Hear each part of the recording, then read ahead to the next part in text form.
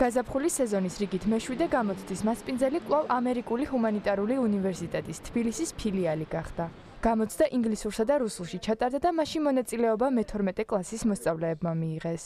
ამერიკული ჰუმანიტარული უნივერსიტეტი მოხარულია და იმედი გვაქვს, რომ მომავალშიც გავაგრძელებთ თანამშრომლობას და შევძლებთ დავაფინანსოთ გამორჩეული სტუდენტები.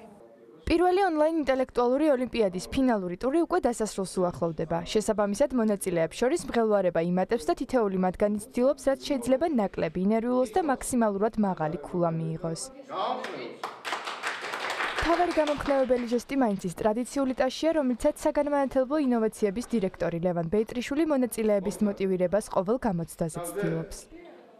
გამოცდის დაწყებამდე მონაწილეები ბოლო მითითებებს ისმენენ. კონკურენცია საკმაოდ დიდია. გამარჯვების შემთხვევაში ონლაინ ოლიმპიადის მხარდამჭერები განსაკუთრებულ პრიზებს აწესებენ. გენერალური სპონსორი TBC ბანკი პირველ, მეორე და მესამე ადგილზე გასულ მონაწილეებს ლეპტოპით, სმარტფონითა და პლანშეტით აჯილდოებს.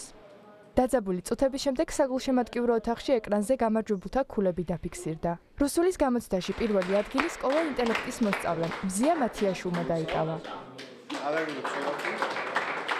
მეორე ადგილზე თბილისის 166 საჯარო სკოლის მოსწავლე მარიტა ქოჩულა გავიდა.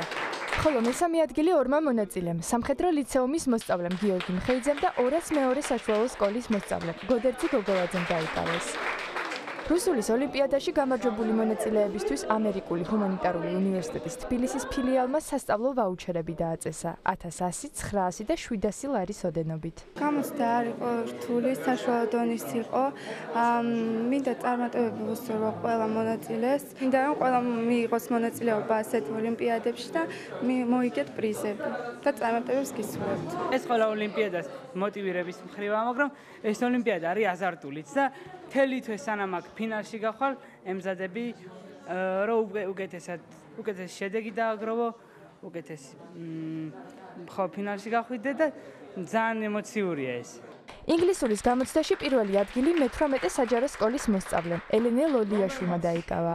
მეორე ადგილზე ქართული უნკერთა სახელობის ქალაქ თბილისის 52 საჯარო სკოლის მოსწავლე მაია კობერიძე გავიდა. ხოლო მესამე ადგილი შუპლს NK-ის მოსწავლეს თიკო ზურაბიშვილს ერგო. გამარჯვებულთათვის ამერიკულმა ჰუმანიტარულმა უნივერსიტეტმა დააწესა ვაუჩერები 1100, 900 და 700 ლარის ოდენობით. არ იყო ძალიან რთული კონკურსი, დიდი კონკურენცია იყო საკმაოდ, ძალიან ძლიერი ბავშვები იყვნენ და ძალიან კმაყოფილი ვარ შედეგებით. ფინალისტებს წინ კიდევ რამდენიმე მღელვარე დღე ელოდებათ. ერუდიტორ ჯის მომდევნო გამოცდა 20 ივნისს გაიმართება. მონაწილეები ერთმანეთს კონკურენციას ფიზიკაში გაუწევენ. ფინალის მასპინძელი ამჯერად გრიგოლ რობაქიძის სახელობის უნივერსიტეტი იქნება.